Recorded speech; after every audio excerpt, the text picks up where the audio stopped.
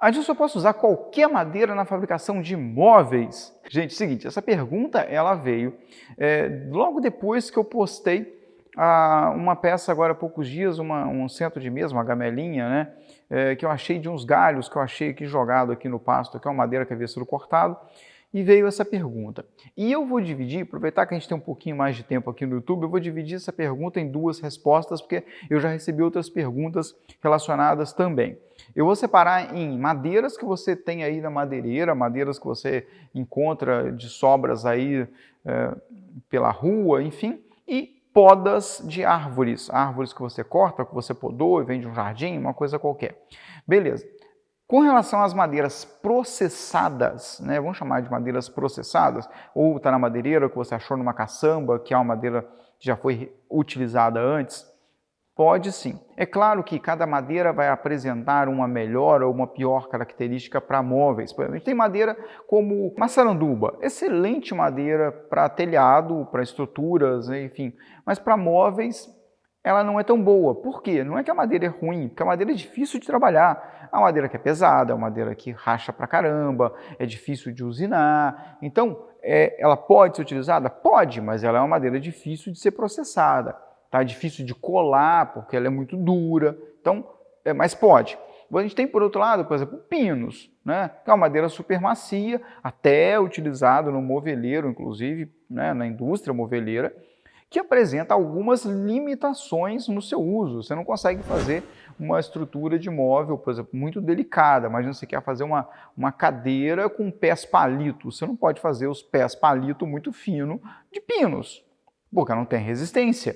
Concorda? Então você tem ali as limitações da própria madeira, mas sim, você pode fazer. Então madeiras que você encontra aí já processadas, por quê? Porque essas madeiras já passaram por alguns critérios comerciais, como resistência mecânica, resistência a insetos, enfim, uma série de coisas, uma série de critérios já foi passado e foi aprovado pelo mercado. Tá? Então pode sim. Você vai ter mais ou menos características favoráveis, mas pode. Tá? A grosso modo é isso, ok? Agora, quando a gente fala aí de madeiras, de poda, de galhos e tudo mais, seguinte, você precisa ser um pouco mais precavido com relação a isso, porque nem tudo dá para ser utilizado.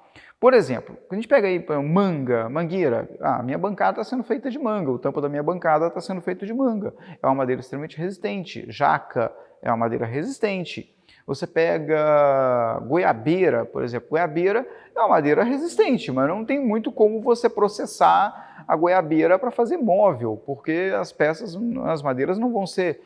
tem muita torção, né? O galho, a goiabeira não segue um retilíneo como um pinus ou um eucalipto, por exemplo, não é uma árvore retilínea. Então você não vai conseguir tábuas ali, tabuado. Mas você pode utilizar para fazer um móvel rústico, uma peça rústica, pode, sem problema algum.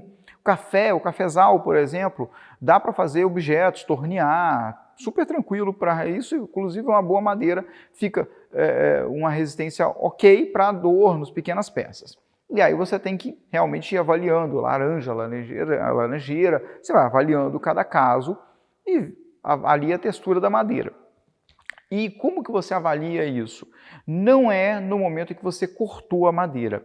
Tá? Quando você corta a madeira, eu diria que praticamente qualquer árvore, quando você corta, ela tem resistência para você colocar no torno, tornear. Se você passa uma serra, vai te dar trabalho para você cortar, vai dar umas tabuinhas bonitas, umas pranchinhas bonitas. Você consegue serrar, né? Serrou com motosserra ali, passou uma serra, consegue.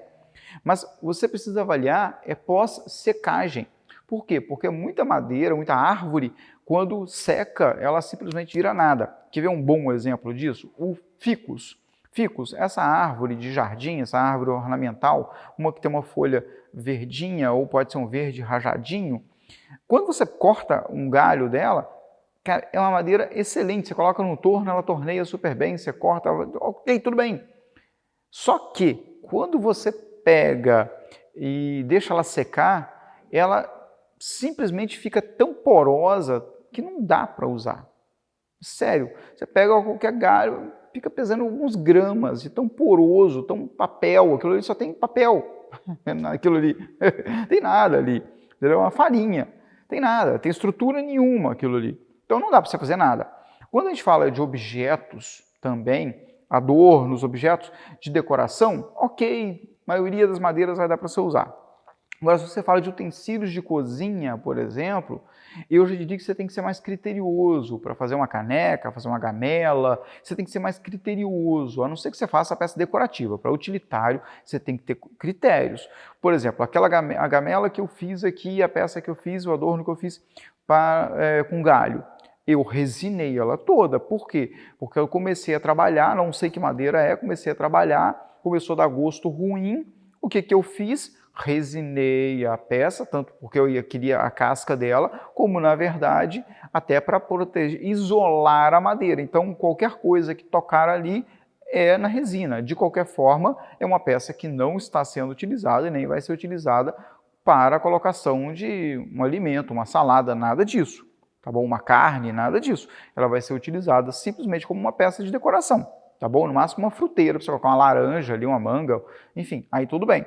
Então, realmente, a gente precisa ter critérios, tá? Joia, e é claro, no caso de madeiras que você acha em caçamba, eu já falei sobre isso, muito cuidado, porque você não sabe se a madeira foi tratada com cupiricida no passado, se recebeu tintas com chumbo, então, idem com relação a utensílios de cozinha. Não use esse tipo de madeira. Já tratei sobre os assuntos aqui e eu vou deixar aqui embaixo os vídeos da série Tipos de Madeira, onde a gente trata só sobre madeira, tá bom? Confere lá também que vale super a pena. E é isso, gente. Um abração e fui!